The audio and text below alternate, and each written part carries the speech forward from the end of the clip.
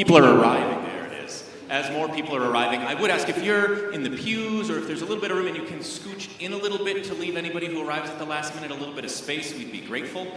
We do know there's more space for those coming in on the edges. And when in doubt, if you see someone walking in and they don't know where to go, they're welcome to start filling in the choir loft. They will not be required to sing.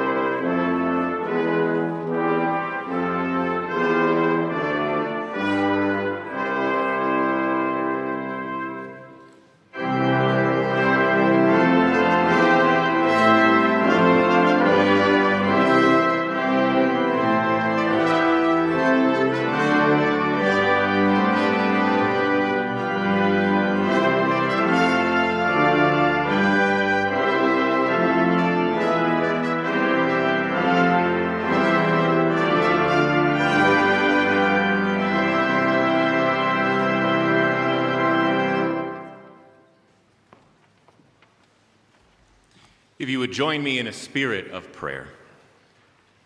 Eternal One, fountain of all life, our refuge, strength, and help in all trouble, enable us, we pray, to put our trust in you that we might find comfort.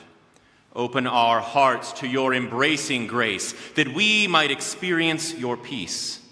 Fill our time with stories that recall the best of times in Doug's life, that we might find as many smiles as we do tears, that we might find as many laughs as we do sighs, and that we might know hope beyond measure. Amen. Good day. My name is Brad Lorbeck, and I'm a United Methodist pastor who serves the people of Fort Collins currently, but before that, I was a Chatfield Charger. I am very grateful to be here with you. I will tell you, it took me 20 years to be able to say we're here to celebrate Doug's life, instead of just saying we're here to celebrate Mr. Dalton's life. I'm so grateful. I am going to ask those of you in the back, as you see folks walking in, there's a lot of seating down here, and actually 2 rows, and the folks who are going to walk in a minute, they didn't get here early enough to sit in the back, okay? That happens. But if you'd sort of be like, no, there's a seat, go ahead, that would just be helpful in the hospitality of the day. I'm grateful for that. Speaking of hospitality, the family and I would also like to thank St. Andrew and their incredible staff for the warm welcome and the creating of space that we might all be together. It means a lot. Today, we hold an interesting tension. We stand in the space between grief and celebration. We grieve a death. We also celebrate a life. And so today, we dance between those two things. We begin this day by reflecting on the story of Doug's life. Each and every life is uniquely created. Each and every life is uniquely lived. Hear the story of Doug's. From boyhood, Doug was a DIYer, a tinkerer, and a builder. He was good with Legos and Lincoln Logs, blocks, and erector sets. He saw how pieces could fit together to create a whole that was greater than its individual parts. He was a popular boy, making quick friends with neighborhood kids. He got along with classmates, and the teachers liked him. At home, he was the apple of his parents' eye, and when his sister Amy was brought home from the hospital, he asked when Mr. Clark the trash man would be coming by to pick her up and take her away. But Doug came to not only accept but appreciate Amy's presence and took on the role of fun older brother. Throughout his youth, he traveled internationally with his family. His dad, Jim, who was a high school teacher, as is often the case, had to pick up a side gig conveniently. That was as a travel agent, which afforded the family opportunities to spend summers in Germany and Switzerland and other European cities. While they experienced the cradle of ancient Western culture, Doug and Amy often preferred mini-golf as their daily activity. It was in the 5th grade that Doug began playing the trumpet. He was a fair musician. He was never gifted, but as with everything in his life, he worked hard at it, and he dedicated himself to being the best that he could. He loved music, and this love blossomed in high school as he served as the drum major, performed in concert and jazz band, sang in the choir, and participated in the musicals. In his junior year of high school, Doug was in the musical Oklahoma. His father, who was well-versed in musicals and quality productions, privately deemed Doug's school musical terrible. But the morning after the show, Jim asked Doug, "What did you think of the production?" And Doug started to get tears in his eyes as he said, "It was the greatest thing I've ever done." The pride Doug demonstrated, despite the objectively low-quality production, inspired Jim to revive the musical theater program at Wheat Ridge High School. Through adolescence, Doug and his sister Amy spent school breaks with their cousins Dickie and Stephanie. They spent time with their grandparents in Illinois playing store and wiffle ball.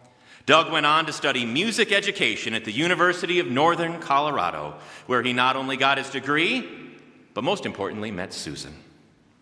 Their first date was at Shakey's Pizza in Greeley, and their eventual first dance together was at a polka dance in Greeley during Oktoberfest.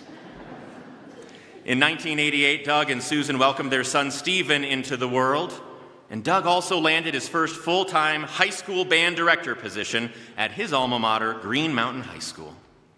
The following year, Doug was hired at Chatfield Senior High, which would be his professional home for the next 20 years. I apologize, there was more emphasis and excitement in saying Chatfield than there was in saying Green Mountain. At Chatfield, Doug did it all. He taught orchestra, concert bands, jazz bands, marching band, pep band, and the pit orchestra for the musicals. He quickly became well respected for his leadership and his commitment. In fact, as a leadership team developed at Chatfield, represented by admin and teachers and coaches who exemplified integrity, Doug was quickly included in the group. In 1992, Doug and Susan's daughter Lauren was born. At this time, the family moved into a house in the growing Highlands Ranch area. Doug took great pride in their family home. He was a DIYer, building a covered patio, finishing the basement, laying the hardwood floors, tiling the kitchen, and more. Doug took pride in being self-sufficient, in doing a job well done, in using his hands and his creativity to solve problems. Though required to commit many hours outside of an already exhausting school day to band extracurriculars, Doug was still a dedicated father. He supported his son in speech and debate, attended numerous rollerblade hockey games, and would jump in on whatever the hottest video game Stephen cared about. He also helped coach Lauren's sports teams and would attend concerts. For both of his children, he was always ready to jump in on whatever creative project they had going on. Whether that was the Pinewood Derby cars or pictures of Flat Stanley traveling or sewing and hemming, Doug was always confident he could do things with them and for them. His marching bands relied on this creativity. In the late summer into the fall, Doug would regularly be building props for the shows and acquiring new instruments. His students reciprocated the creativity and deep investment by TPing the Dalton house every year before the state marching band competition. Doug was happy to let the kids have their fun, but did reach a breaking point when one year students left a full-size washer and dryer on the front lawn. Doug left Chatfield in 2009 to become the music coordinator for Jefferson County Public Schools. After a few years, he was itching to be back where he belonged, in front of students, using his humor and his drive to inspire young people. So he returned to his alma mater, Green Mountain High School, where he finished his teaching career. For all the talented groups Doug had while at Chatfield, possibly his best teaching was at Green Mountain. He built a program that needed camaraderie and support. He started from the ground and brought it back to life. In retirement, Doug partnered with his father at the travel agency. From his teenage years, Doug had supported travel agents at the firm, and his dad had owned and worked there. But together, Jim and Doug turned the business into something neither could have done alone. A beautiful collaboration. It was Doug's zest for life, his excitement for adventure, and his relationship building that allowed him to be successful in the role. In addition to doing personal travel with his family, Doug enjoyed playing golf, often with many former Chatfield colleagues. He enjoyed drumming in jazz groups, and of course, always doing a project around the house. He and Susan enjoyed Nuggets and Avalanche games, Broadway shows, whether in New York or down at the Buell. They also enjoyed good restaurants and being out and about. In 2017, Doug and Susan left Highlands Ranch and established themselves in Roxborough. They enjoyed decorating their home, scouring for one-of-a-kind antiques, and making their house a warm place for people to gather. That home is also the loving place that Dexter and Murphy call home, his beloved mini Dachshunds. His kind heart and loving nature was always on full display with his dogs. As a builder from an early age, Doug built a great life, a life that any of us would be so lucky to build. He had a career he was proud of and that made an immense impact. He built a solid family, remaining dedicated and loyal to his wife and kids. He was constantly connected with his sister and parents, too. He built so much positivity and joy in this world, and we were all the beneficiaries of his creativity and his vision. Doug was a good man. He held strong to his values. He knew right from wrong. He had courage and always did the right thing. Always. He was a role model for so many, a friend, a bright spot in life. Lauren, thank you for putting these words together that we could honor him so well. Just as every life is so uniquely lived, so it is uniquely known. And so we've asked a few friends to speak this day. We'll invite Jay Frazier to come and join us, a childhood friend, reflecting on some of the parts of Doug's life we may not have gotten to know and enjoy. Jay?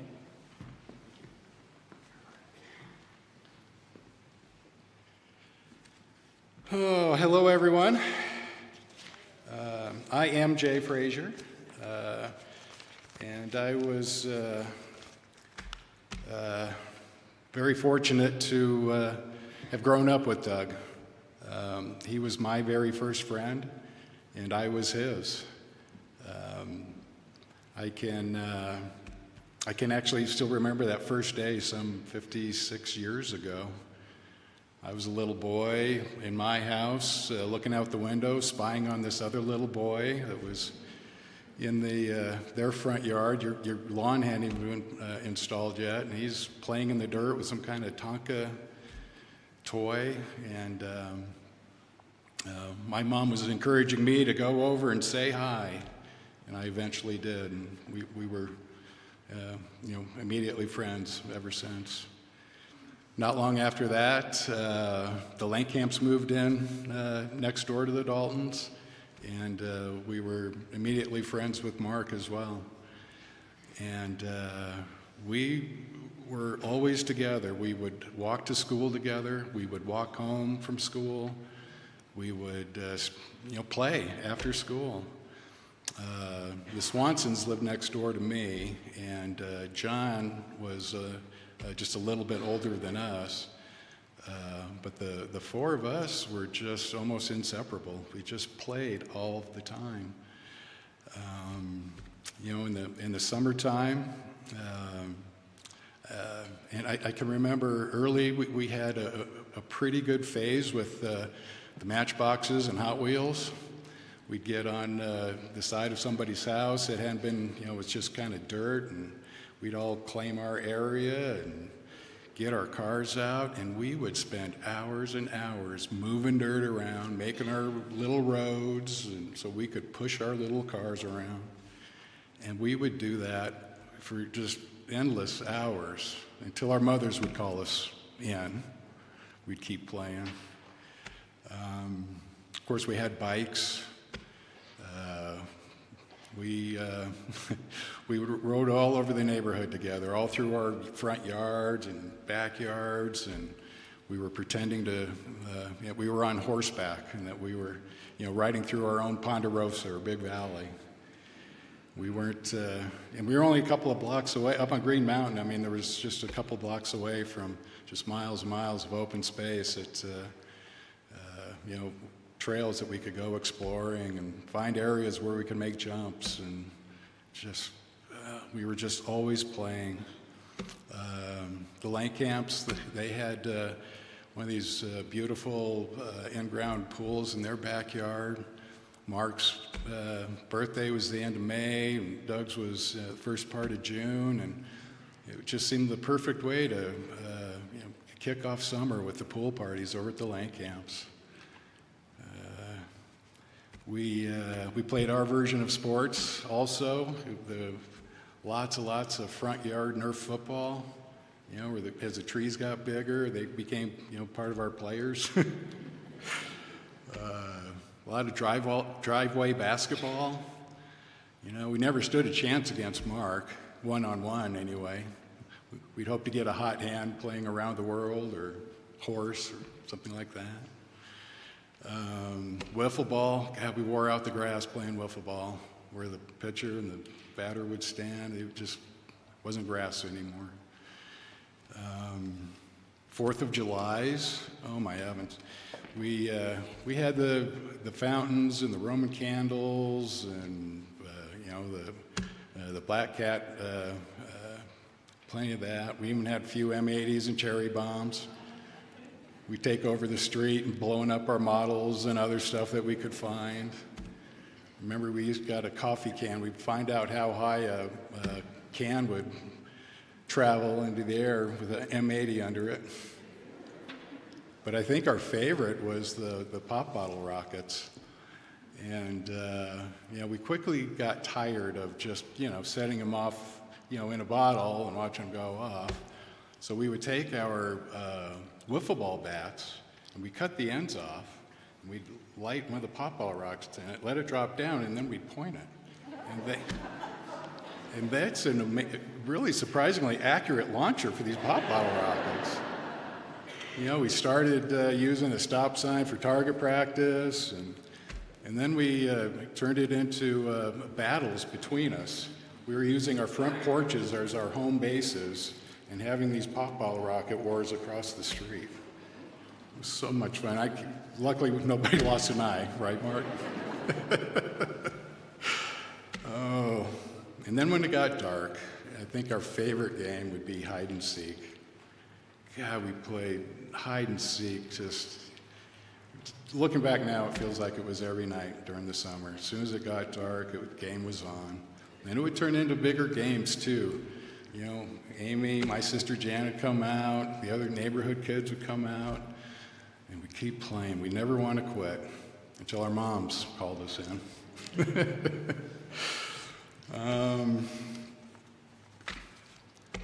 We learned to shoot pool in the Dalton's basement.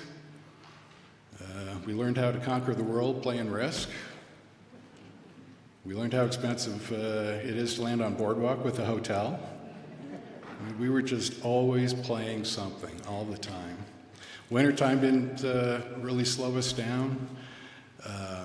Virginia Drive is on a hill, and there's a pretty good slope. And there was a couple of winters that the way the snow would accumulate and pack down and melt a little during the day and refreeze at night, and it would turn into an ice rink. And time to get our sleds out. And we would have our races down the street. I mean, it felt like we were grease lightning going down the street, these sleds. And it seemed like Johnny always had the fastest sled. So he'd give us a head start and try to come up behind us and then grab our sled and, throw us off. But he would share, and we'd get our chance to be the chaser. And, snowballs. Yeah, we threw a lot of snowballs at each other, at school buses, at delivery trucks, and a few cars along the way too. I confess, there were some cars that got hit. A couple of times the wrong cars got hit and we had to go running. They never did stand a chance to catch us though. But we just played all of the time. As we got into high school, we continued to just, run together. There were a lot of parties during our high school days. And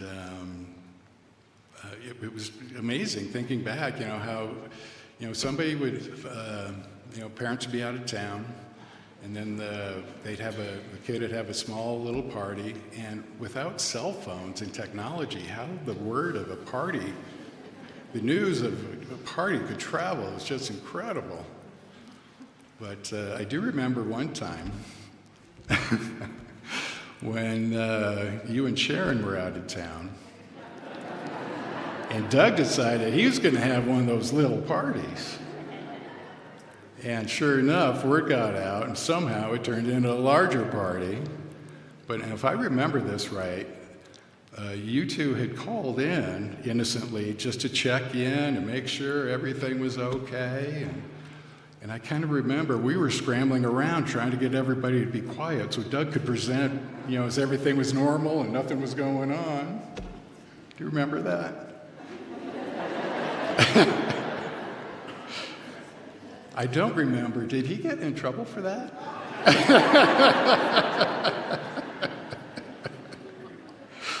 Oh, it just was such good times.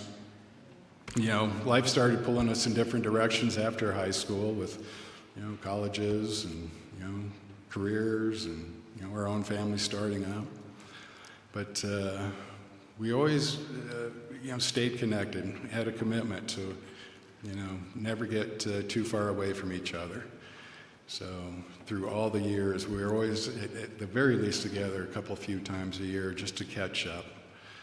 And, as we got older, I think we really began to appreciate more and more of how good we had it, how good our childhoods were, what a special neighborhood it was to grow up in. I mean, we didn't know while we were doing it that it was how great it was, but as we got older and we look back and sometimes reminisce, it was just incredible. And Doug would catch up all of us on his family, what you guys were up to, and Jim and Sharon, your boy, the son you raised, was just a very special human being. He was the combination of all the best and finest qualities you want in somebody, anybody. He was smart, hardworking, responsible. He did understand the difference of what was right and what was wrong, and always did what was right. So funny, such a quick-witted sense of humor he'd have. He could banter with the best of them.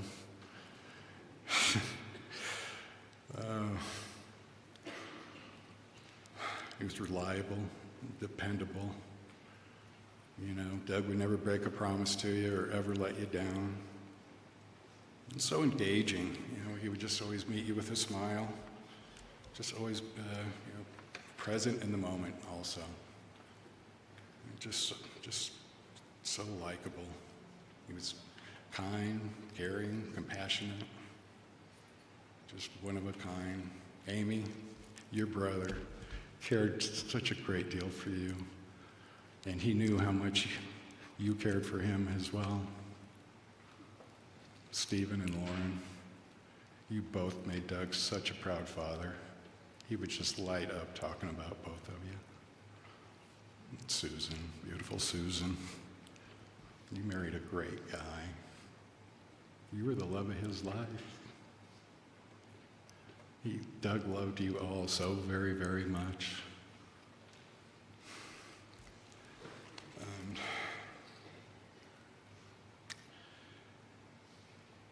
And then I think about Doug, the impact that he had, it's just enormous. The number of lives that he touched and had influence over. I mean, his family, his many, many friends, the thousands of former students, all the bands over all the years. I can't imagine a better role model to be standing up in front of our kids.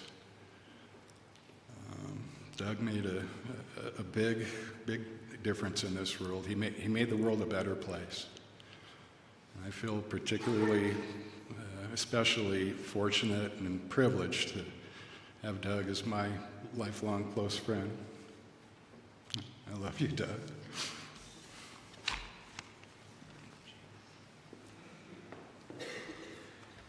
Next, I'd love to invite Keith Mead, colleague and, of course, close friend, to offer reflection on their time. Thanks, Brad. So, you get to hear some things that you've already heard because I have to write things down, and I'm not very good at ad-libbing as I go. Doug Dalton was an incredible, amazing teacher. He started teaching at Smoky Hill, but spent most of his career working with students at Chatfield Senior High, with a couple of stints at Green Mountain. He also did spend a couple of years as the district music coordinator. We tried to warn him, but I'll tell you this. Going to a band concert in the Chatfield Theater or sitting at the Jeffco Stadium, watching and listening to the marching band, it was always a treat. When Doug was at the helm, it was well executed, well performed, and just well done. His students adored him, and they showed it, as was mentioned, by TPing his house. Summarizing some of the things that his students have said about him, he made each person feel special. He had a balance of discipline and fun. He had a love of music and of us. How true. Doug gave them a safe place to learn, and he challenged them to be the absolute best. I've been reading some of the students' posts recently, and the most common word is the word Jay mentioned, impact. He truly impacted his students. They speak of his encouragement, his laugh, his generosity, and his caring. They say accurately that he was one of a kind. They talk about being who they are today because of his influence. Those kids, now adults, okay, spoke of how he changed their lives, and in more than one case, how he saved their lives. There's nothing about that surprises me. The man literally saved lives. His bands were incredibly successful, and they always did well in competitions. He had many, many all-state band members. The marching band was always one of Jeffco's best. But he didn't do it for the awards. Doug Dalton taught for all the right reasons, to work with high school students and help them become successful adults. Some of them found success as professional musicians, aided by his inspiration. I've also been reading accolades from former students who became teachers. They chose that profession because of the influence that Mr. Dalton had on them. There's no greater tribute than following in a path that he led them to. I will also add that many parents over the years have mentioned how lucky they felt to have Doug teaching their teenagers. They knew their kids were in great hands. Two quick stories about Doug, the band director. Some of you may remember there was a time when Chatfield had a 7-foot-tall trumpet player. He needed to have a uniform specially made. And after that, Doug would find a small 9th grader, new to the marching band, and he'd have him try that jacket on. Then Doug would step back and look and tell him, yeah, that's exactly how it's supposed to fit. That's the fun that his students spoke of. He also cared deeply for his students. On September 11th, 2001, the country suffered a horrible tragedy, and Chatfield was affected. One of our students, a band kid, lost his father that day. Doug supported that young man that day and beyond. It's just who Doug was. Even on that tragic day, he created a safe and caring space. As always, he was there for any and all of his students. And his caring about his students also resulted in a positive attitude in the school as a whole. I remember one year he came to me and he said, look, we need to talk. There's a number of his students were taking 7 classes and they were having to eat lunch during class and they were always having to rush. He advocated for a different schedule where all students had a separate lunch period. I listened and I went through all the reasons why that wasn't practical and the whole school couldn't change and it could negatively impact other students. So the next year we changed the master schedule to include a separate lunch. Turns out it did make sense overall. Doug never came to me and said, I told you so. He probably said it to other people. But the main thing is, he knew he had done the right thing. Those are just a few of the ways that Doug was good for kids and good for the school. He served many years as department chair, where he championed the music department, but was also a guiding positive influence on the team.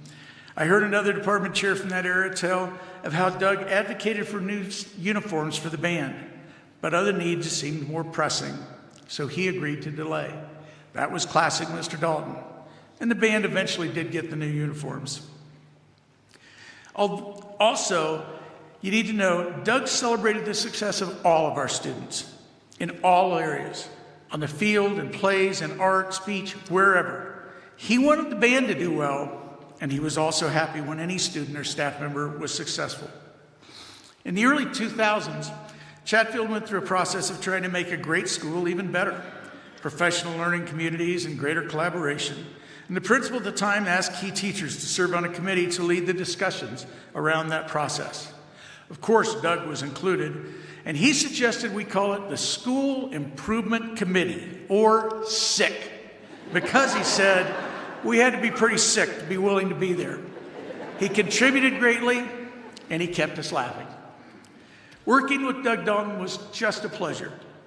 Just as his students have praised his teaching, his coworkers have acknowledged many wonderful traits. His work ethic was incredible. I remember going out to football practice, and Doug and the marching band were already out working. And then we'd come in from practice, and the band was still working. And then they'd be at the game on Friday, and at Lakewood Parade or somewhere on Saturday, and the Jeffco Band Festival, and then regionals and state. He was constantly working to make things better. Those who taught alongside Doug at Chatfield have been saying things about how he mentored them, how he supported them. We all enjoyed working with him and just being able to spend time with him because, as one former CSH principal said, he brought such joy, humor, and optimism to all. Others have said, what a great teacher and a great human being. He left an amazing legacy because he was a force for good. He will be remembered for his kindness and generosity. He loved life, and he always made me smile. And one said Doug was, quote, simply, the greatest Charger of all time. That about sums it up. Doug epitomized the concept of a master teacher. He was powerful in the classroom, an influence in the school, and amazing to work with. He was universally loved, and he was respected. I have to add just a couple of personal notes. Doug and I did play a lot of golf over the last few years with many friends, and Doug had many, many friends. Playing golf was a great source of pleasure to all of us. Amazing thing about it is he played well in spite of who he sometimes had to share a golf cart with. Doug was a very good golfer, but the best part was the fun of being together, giving each other a bad time, and then having lunch together afterwards, hanging out and sharing our stories. He enjoyed talking about his business, but he lit up when he talked about his family. The golf course won't be the same for many of us. Traveling with Doug and eventually Susan was an honor, and it was truly a pleasure. Such great places like Sonoma and Scotland and Ireland, and in Italy, this place called La Paia. Okay, it was a great place that he took us to. Or that restaurant above Florence, and that restaurant above Positano, where I know he sent several of you. All of those created magical memories. We thank him for that. But as great as the places are, once again, it was the time together that I cherish. Let me finish with this. If there was a Mount Rushmore for teachers at Chatfield, his would be the face in the foreground. Our music man was an extraordinary educator and an extraordinary person. And we were all better for having the opportunity to be in Doug Dalton's orbit. Thank you.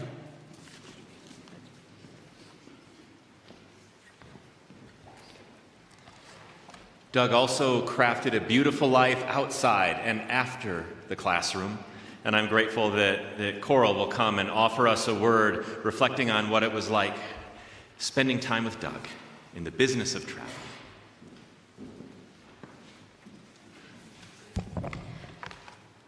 I think Doug would be so happy about this today, all the people that he touched and people that he loved. And I was wondering some of the stories were true, but it sounds like they are. So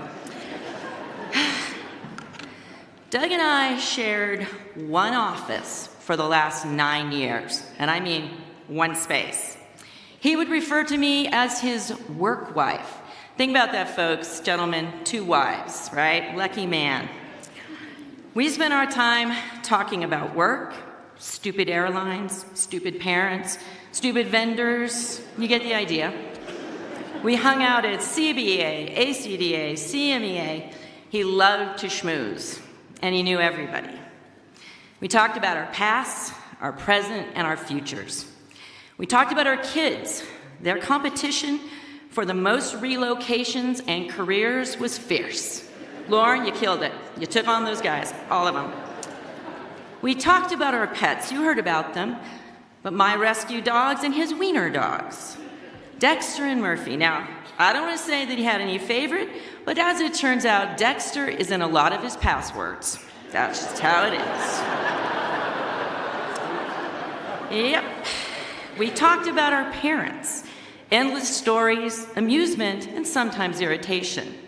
and lots of love there. And we definitely talked golf.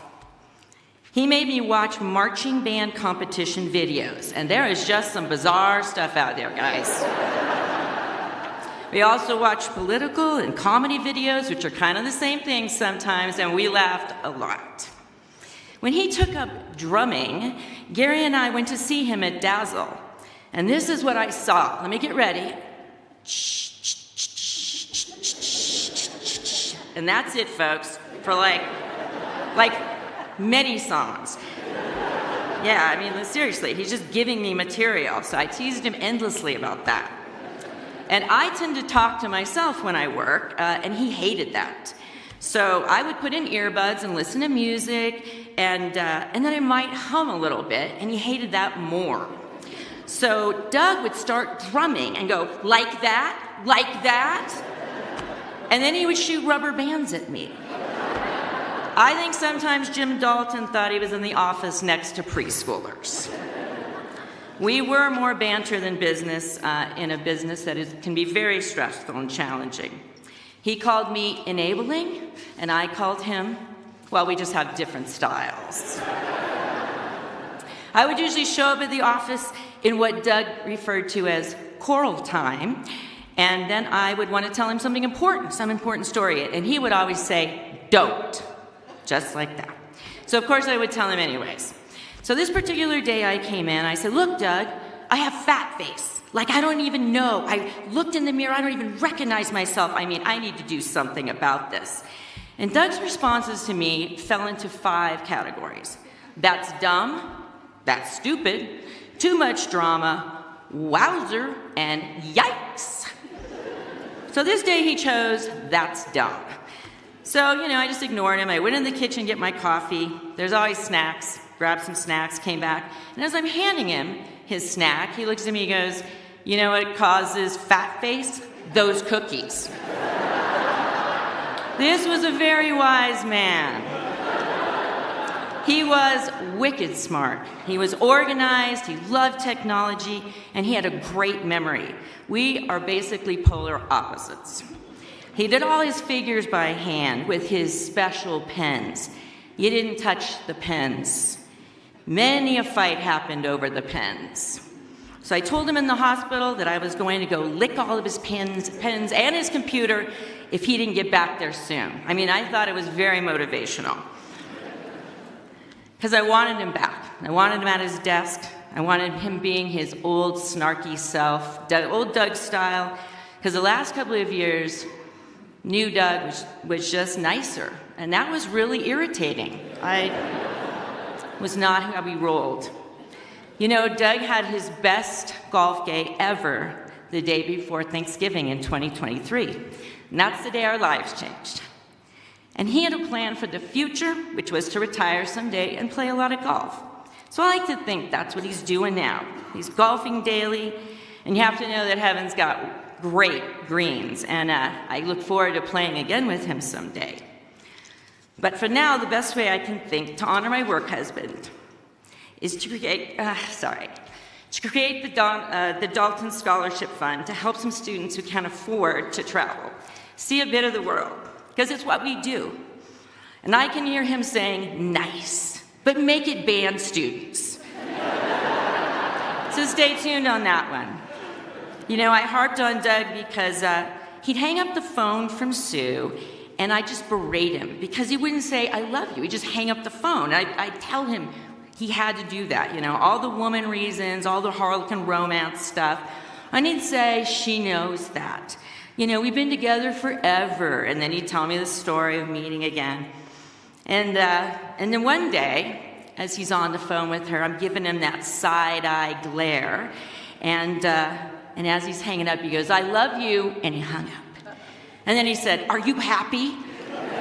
And I said, yes, because I won against Doug Dalton. He's very competitive.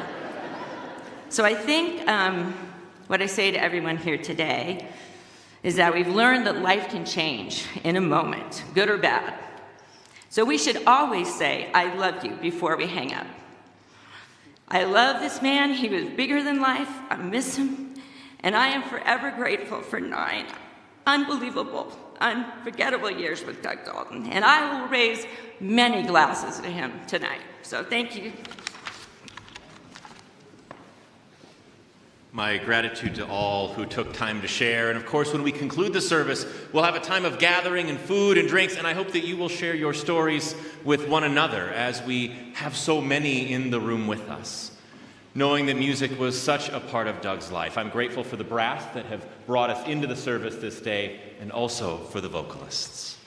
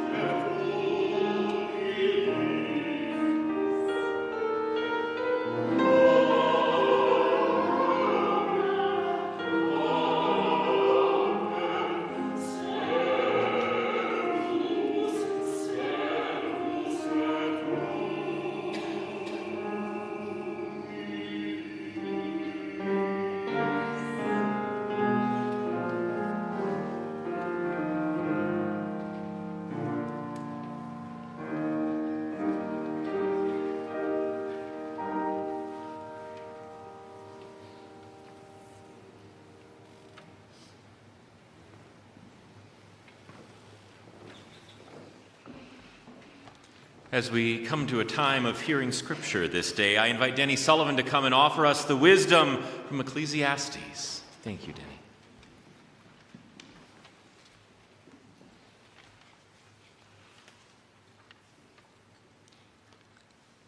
Ecclesiastes 3, 1 through 8. There's a season for everything and a time for every matter under the heavens. A time for giving birth and a time for dying.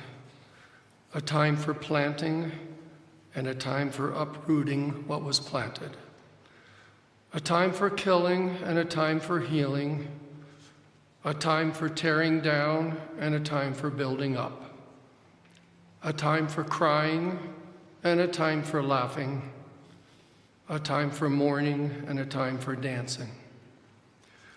a time for throwing stones and a time for gathering stones, a time for embracing and a time for avoiding embraces, a time for searching and a time for losing, a time for keeping and a time for throwing away, a time for tearing and a time for repairing, a time for keeping silent and a time for speaking, a time for loving and a time for hating, a time for war and a time for peace.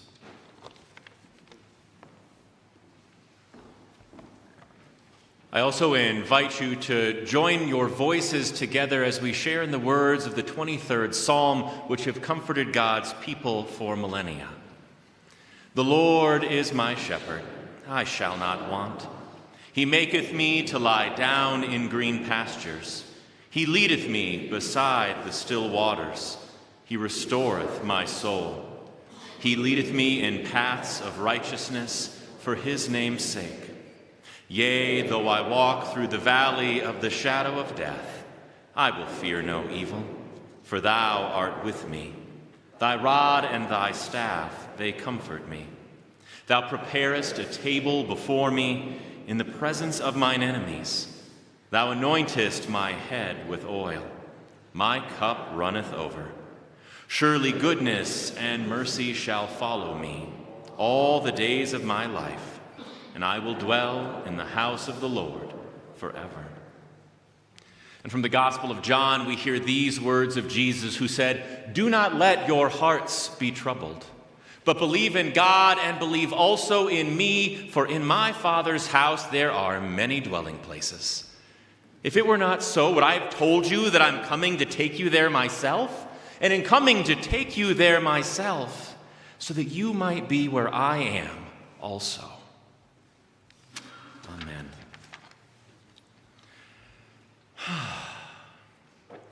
We shouldn't have to be here today.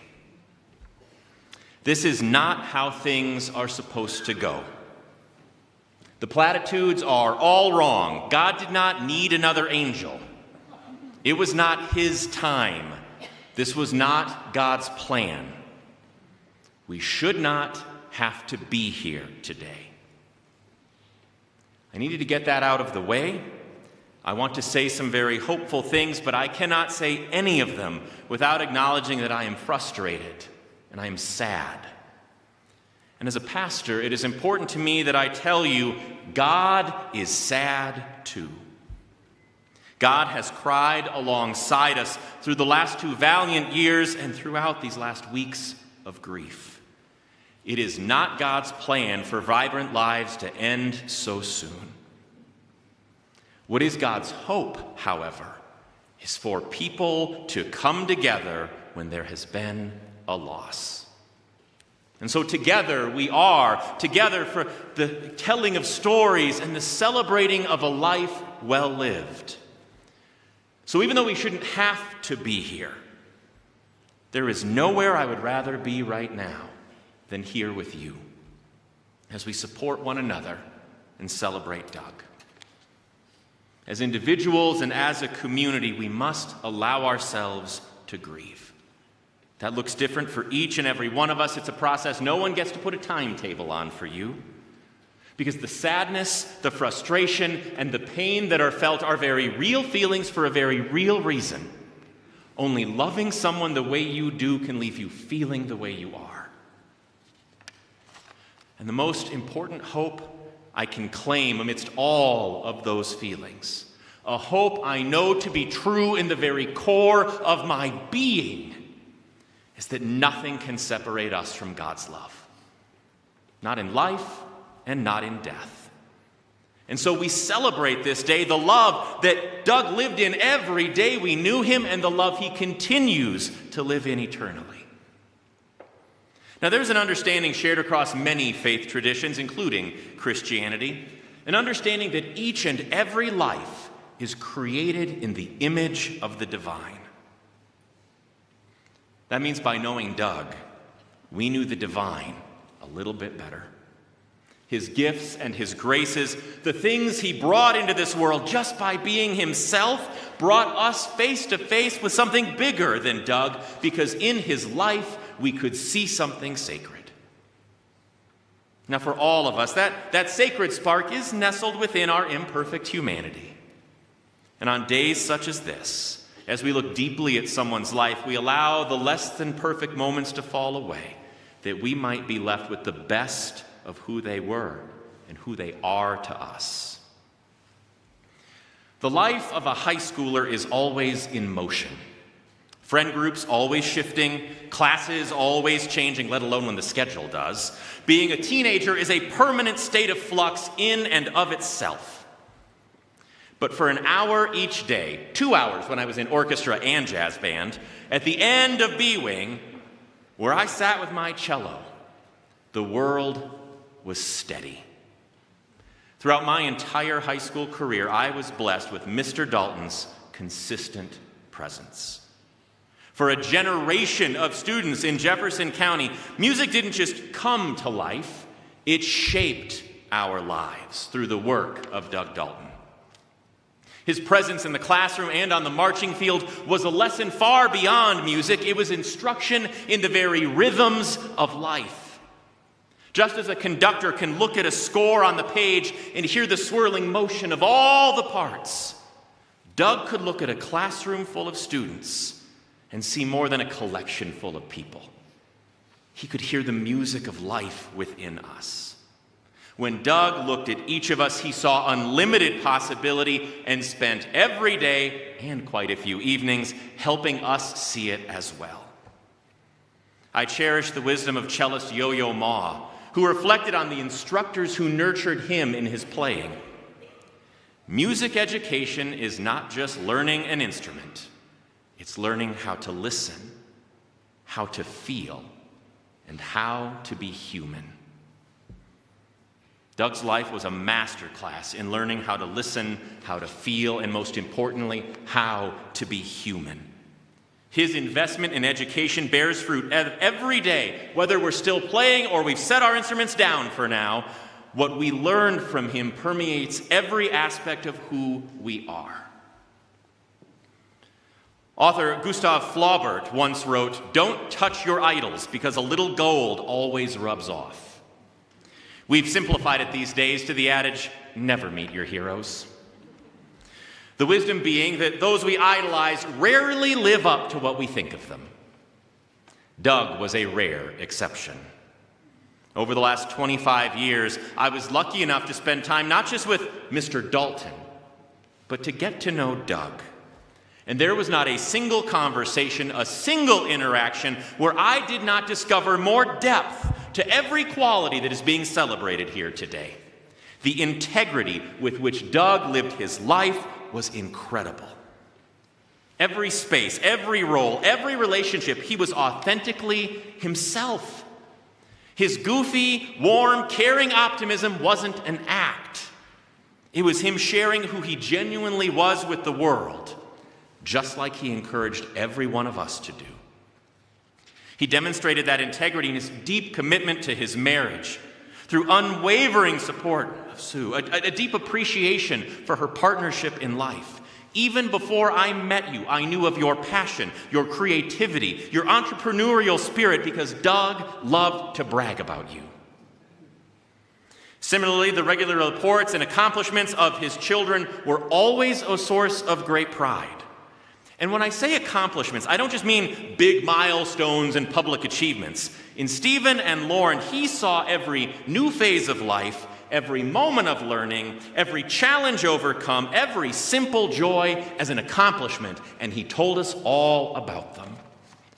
It's why he was so committed to being present, being their biggest supporter, and encouraging them to step into the world in their own unique ways. He loved watching every step. His constancy also showed up through his respectful care and attentive presence with his parents.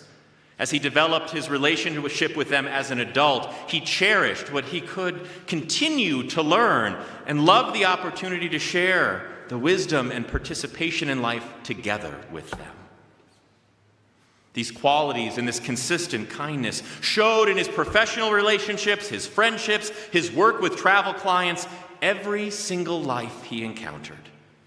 They are a testament to how he faithfully lived.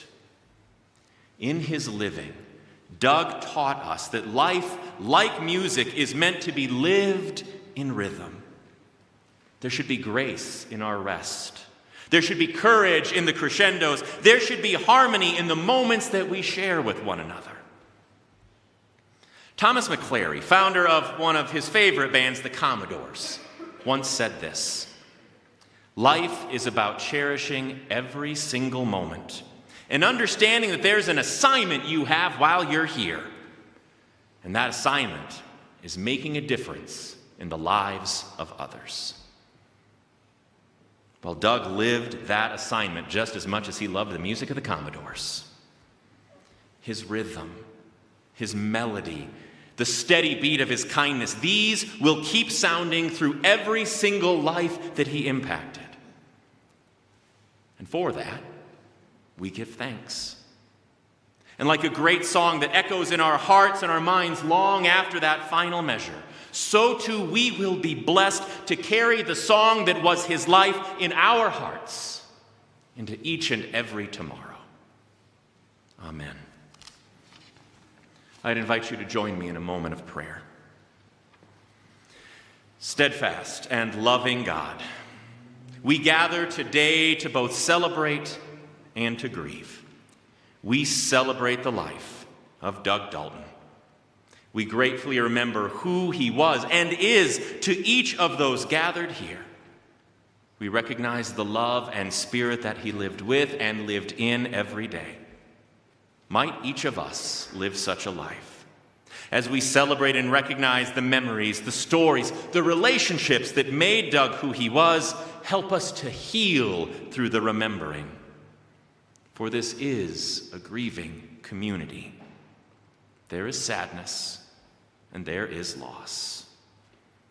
Though we trust Doug continues to live his eternal life in you, we're sad that we don't get to be a part of it in the same way anymore. Might you, O God, wrap us in the same enveloping love and peace that Doug now knows perfectly and eternally.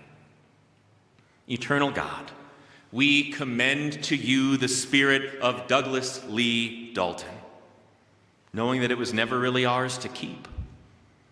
His spirit, his life, his love, these were gifts from you that we were blessed to know and enjoy. Might we return and multiply those gifts by sharing that spirit in how we live our lives, that our living might be an act of thanks to Doug and to you, O God. Help us to heal. Help us to find peace and comfort in you.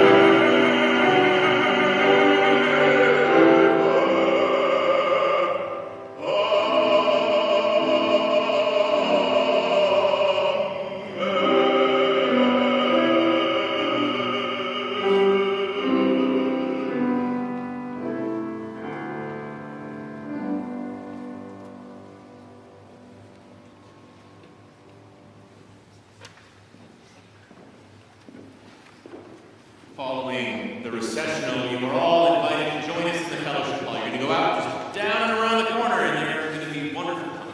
There will be good food. There will hopefully, if you'll participate, lots of good stories shared. And of course, the family will be there too. I have been asked to make sure to extend my deep gratitude to each and every one of you for being here today.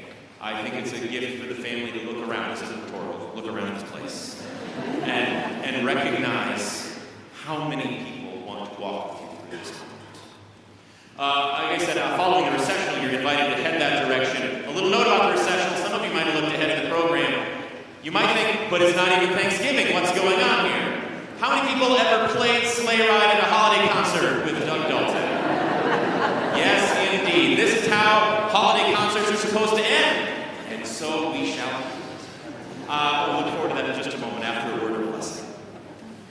I know a story of a father and child who went out on a walk together. And towards the end of their walk, this father and child sat down on a park bench to share in what is easily humanity's oldest ritual. They sat down to watch a sunset together. I swear you can almost feel the earth turn as the sun makes its way to that beautiful Rocky Mountain horizon.